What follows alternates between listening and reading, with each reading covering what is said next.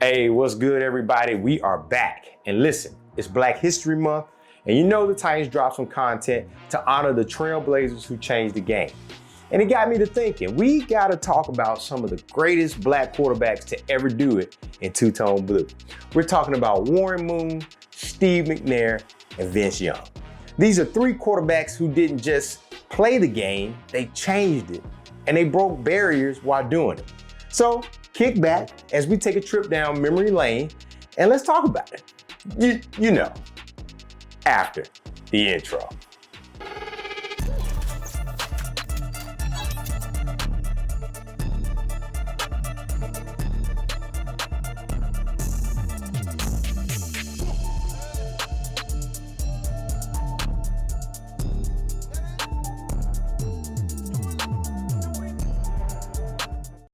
Welcome back to the channel. It's your boy Bonafide, and this is Section 240, a channel all about the Tennessee Titans, but from a fan's perspective. All right, let's get started with the OG, Warren Moon. Now, if you don't know his story, let me put you up on some game. My man went undrafted in 1978. Why? Because back then, so-called experts didn't think that black quarterbacks could lead teams or process defenses, or they damn sure couldn't be the face of a franchise. But man, were they wrong. Moon started that journey at the University of Washington, and he ultimately led the Huskies to a victory in the granddaddy of them all, the Rose Bowl in 1978, and was the MVP.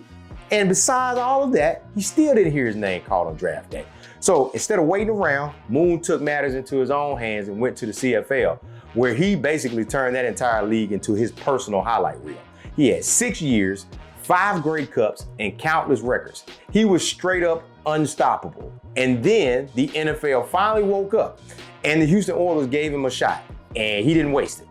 Over 49,000 passing yards, 291 touchdowns, 9 Pro Bowls, and he just wasn't good. He was literally one of the best quarterbacks to do it ever. And in 2006, he made history as the first black quarterback to be inducted into the Pro Football Hall of Fame. And even though the Titans came later, Moon kind of set the stage for what a quarterback in two-tone blue could be. Now, he just wasn't a pioneer, he was a force of nature on the field. So if you're talking about great black quarterbacks in the league, you gotta include Warren Moon in the conversation, because he, along with others, set the blueprint of what's to come. Now, next up is the guy who basically put the Titans on the map. You know him, I love him, we love him, Steve Air McNair. Now, the kids would say Steve McNair was built different. All right, man, if you watched him play, you knew exactly what I'm talking about. The man played through multiple injuries that would have had most quarterbacks in the blue medical tent for weeks. He had a bazooka for an arm and could take off and run when he needed. And more than anything, he was a leader. Now, coming out of tiny old Alcorn State, McNair was putting up video game numbers. 4,000 yards passing, 1,000 yards rushing in the season. And he finished third in the Heisman voting despite playing for an HBCU. So the Oilers saw his potential and took him third overall in the 1995 NFL Draft. Now, he took over as the full-time starter in 1997, and by 1999, he led the team to the Super Bowl in one of the most legendary games in franchise history. We were 1 yard short. I'm still sad about that. Now, in 2003, he made history as the first black quarterback, yes, the first black quarterback to win the AP NFL MVP. Now, not just one of the best, the best. Now, he shared the award with Peyton Manning, but let's be honest. McNair was the toughest guy on the field that season. He battled through multiple injuries after injury, and he still put up elite numbers. Steve McNair wasn't just a great quarterback, he was like the heart and soul of his team. You know, he played every snap with the toughness and the grit that kind of formed what we know as the Titans today. Now, if you're a Titans fan, you know every time we speak of Steve McNair, we got to give him his flowers.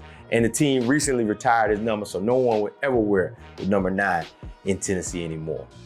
Now, the last on this list is the man that had everybody hyped in 2006, Vince Young. I know.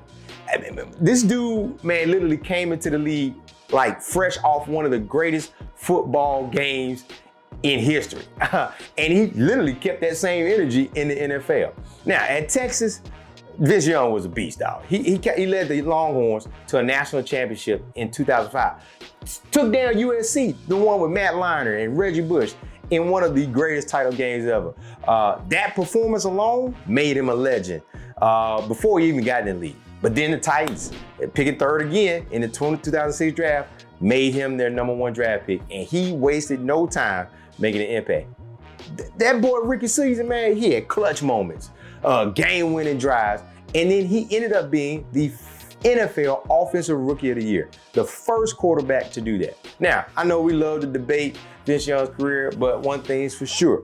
When he was at his best, he was electric. And he was the type of player that defenses kind of lost sleep over. And his style was kind of like a preview of what we see today with guys like Lamar and Jalen Hurts. Vince was kind of ahead of his time. He had the ability to kind of extend those plays and use his leg and make clutch throws. And that made him one of the most exciting quarterbacks in the league. And he did that all while rocking the two-tone blue.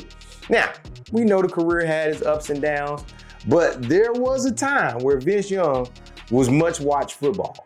And we will never forget the magic that he brought to the field those seasons that he was here. So we wrapping this thing up. There you have it.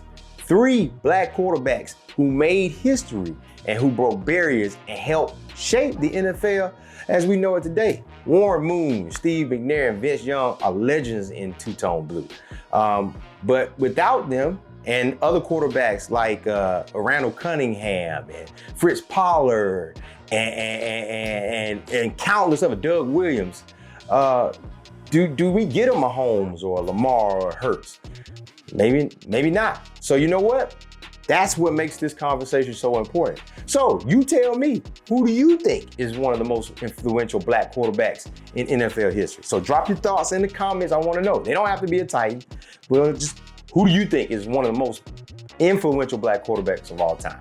Now, before we wrap it up, don't forget to check out From the Cheap Seats. It's our new podcast where myself and my homie Trey, we talk about all the latest Titan topics from a fan's perspective. We drop new episodes every Monday, so make sure you're tuned in. And of course, hit the like button, subscribe, and share this with every Titan fan you know. Because like I always say, there's plenty of room in the section for us all. Tighten up.